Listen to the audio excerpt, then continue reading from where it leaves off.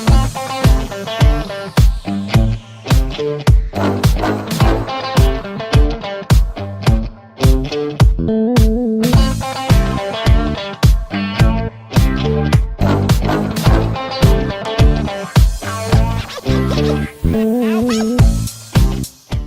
evening, everybody.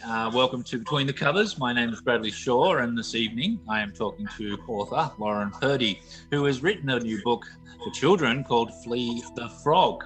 Good evening, Lauren. How are you? Good, thank you. How are you? I'm wonderful. Thank you for joining us. And please tell everybody watching, tell us about Flea the Frog. Who is he? What does he do? So Flea is a young frog, 3 to 4 years old.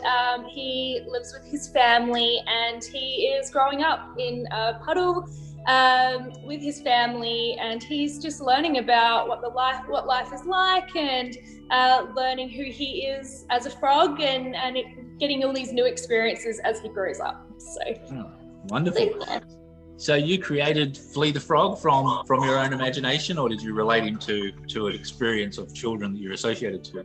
A bit of both. So he kind of just came to me. I didn't really flesh him out or anything. I love frogs. I think they're beautiful. And I just thought it was a really cute character, but also because I've been working with young children for quite some time, those experiences, they kind of relate to him and he relates to them. And I find that he's a really good outlet for children. I love to read to children, and I find that having a character that they can relate to gets them more interested in the stories. So that's kind of how Flea came about. Oh, wonderful. And is this your first book? That's officially the first Yes. story?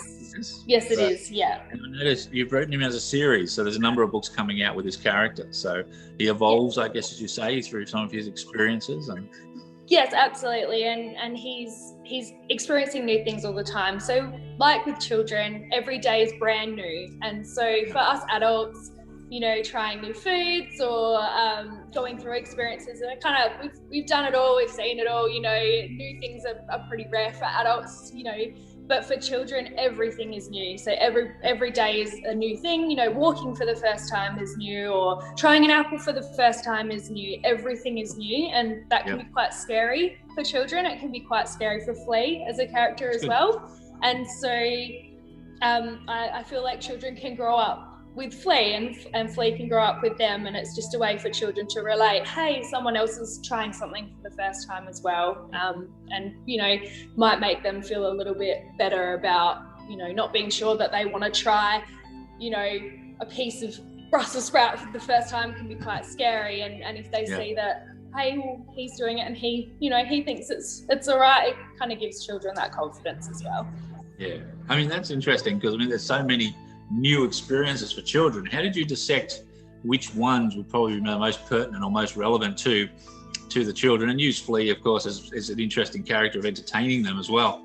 But how did you dissect all those new experiences? Like, you picked out Brussels sprouts, but did you test? Did you have your family? Did you have friends? Did you read children? I found that in my experiences with working with children, these are the things that I talk to the families most about. These are things that parents come to me and say, I'm struggling with this a little bit at home with my child. They won't try this on the dinner table, or I'm finding that my child's waking up a lot throughout the night and having a lot of nightmares, and I'm really struggling with this behavior. What do I do? And as much as the books are for the children, of course, to relate to Flea, they're also for the parents who are reading these stories to their children, to have a way to explain things from a child's point of view, and maybe see things from a child's point of view as well. That's definitely how I have helped families that I've worked with, and having those experiences and saying, this is what I see a lot of, and these are things that can help you with your transitions that your children are experiencing. Wow. And that's funny that there's so many commonalities in that development stage, and that you've highlighted that in the books to make it more easier, I guess, as parents can understand it, because parenting is a many challenges and evolves as new for the parents as well sometimes, not just the children. That's good. That's clever. So how long do you write? Like, how long does it take you to put the book together? Like, you create your writing? The initial idea comes about pretty quickly. So for instance, Flea the Frog, I think I wrote Flea the Frog in about half an hour. It just, once it starts rolling, it just, it's like a snowball, it keeps snowballing, and then I will, have the base idea, and then I might go back and make a few tweaks if I read it a few times and go, actually this works a little bit better here, or I'll move something from the start to the middle or something like that. But the initial idea doesn't take very long. It's just the tweaking and whatnot that takes the time. So we took on the book and we designed it and assigned you an illustrator. Tell me your first impression of what you saw when you saw Flea as an actual character that we created too, based on our conversations. We designed him to bring him to life, really, in your imagination. Did we hit the mark? Are you happy with the illustration? Absolutely. I think Tess, our lovely illustrator, she's brilliant. She really brings Flea to life, and I love, he's got long arms and long legs, and he's got little noodle arms, and I think he's brilliant. I think he's absolutely adorable, and I could imagine as time goes on we could bring Flea to life. I could imagine a child holding a plush toy, holding Flea's long arms and swinging him around, and he's absolutely perfect. Tess really brought him to life, and he jumps out of the page and he looks so cheeky and just so sweet, and absolutely perfect. She did a great job. That's good. Did you find that writing that story and then putting it together for the book, would you find it difficult for children? Like, some children authors find it easy, some find it difficult. What were your challenges, do you think, in writing the book? I think my biggest challenge was making sure that it rhymed in a way that was easy to read, and not the same words rhyming over and over again, I think has been my biggest challenge, and different descriptive words to explain something. That's not too difficult, and I like it to have a nice flow. So the flow is the most important thing to me, especially as someone that has read a lot of books to children, done a lot of mat times with children, groups of children. I like the book to flow nicely, and they're the books that you keep going back to read, and they're the books that get stuck in your head, and you'll be reciting the book even when it's not in front of you. And that was my challenge for myself, was to make that flow happen and make it easy to read. Good. And it is important. Like, children remember the limerick, they remember the flow of it. Not just the imagery as well, which is part of it, but the book has to have that I guess, enjoyment, engagement for them.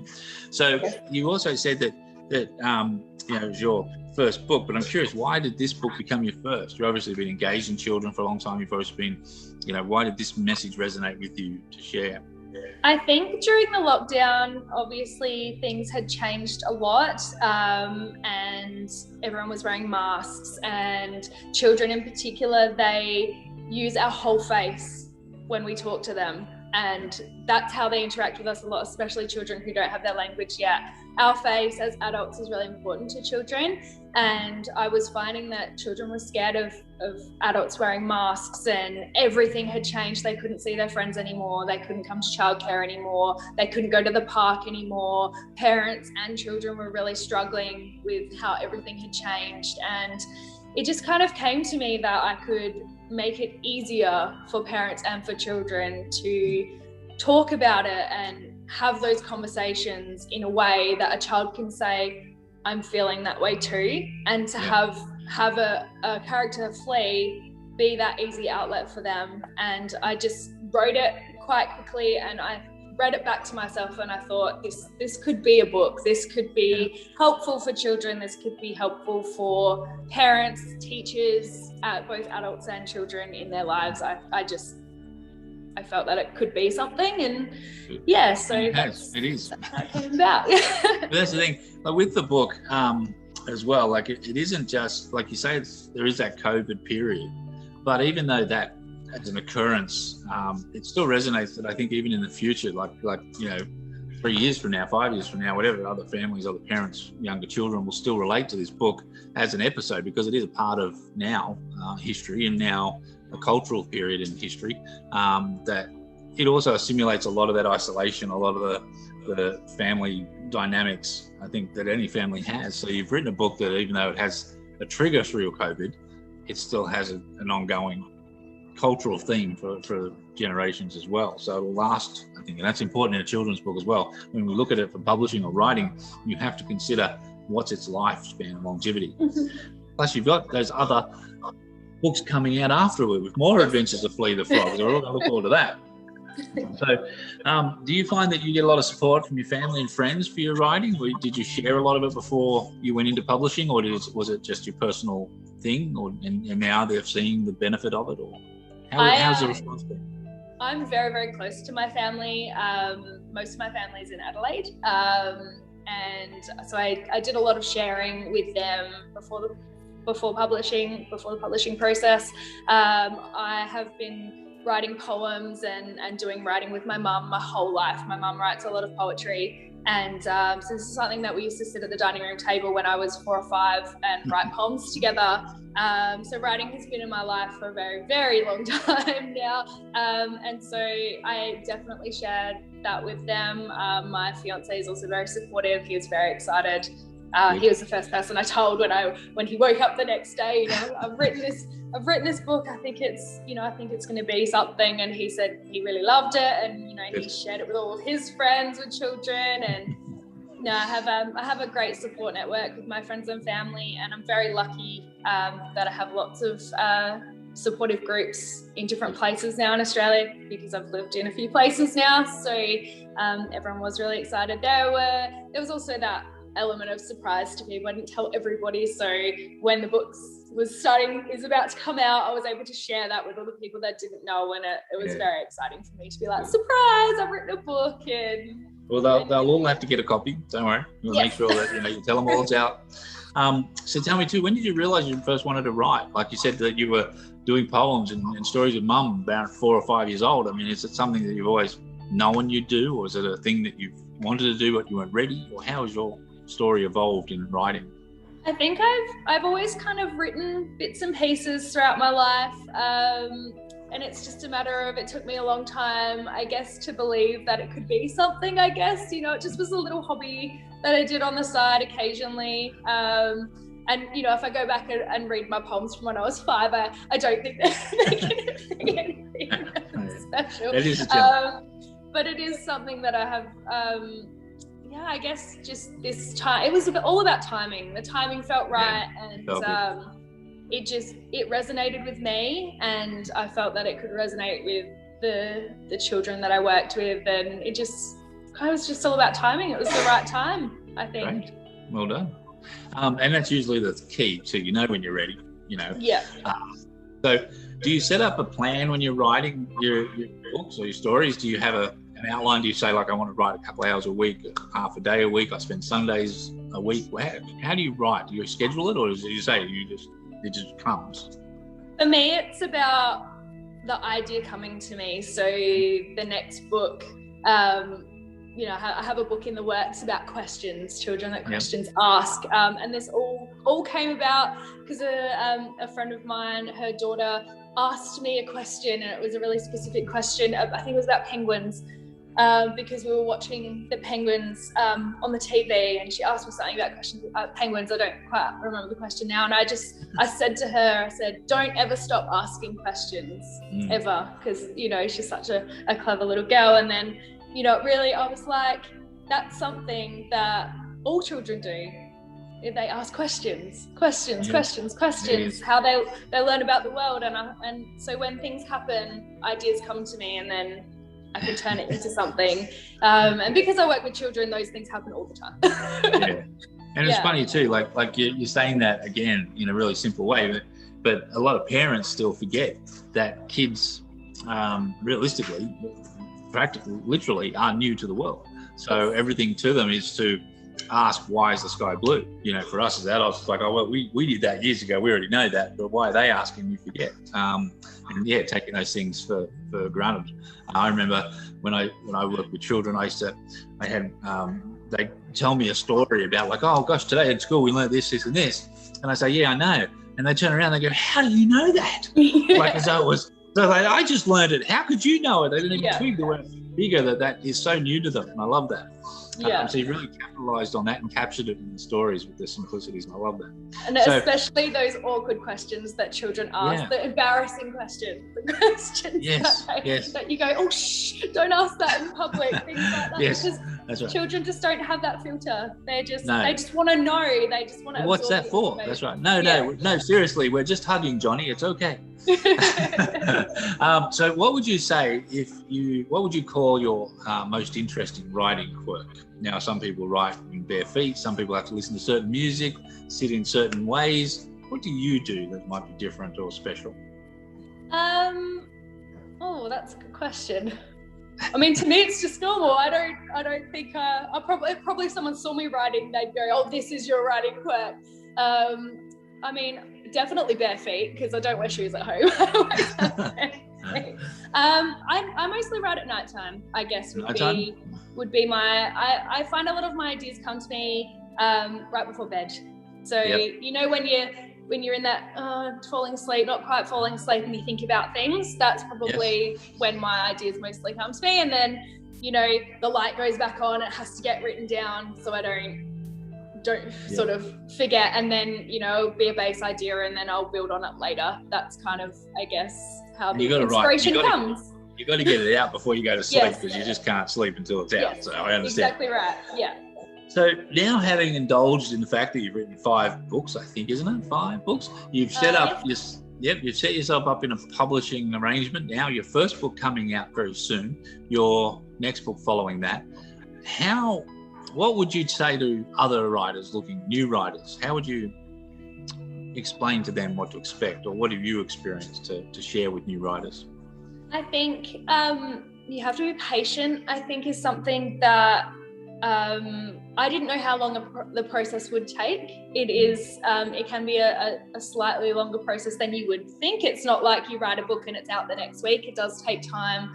The publishing process does take time.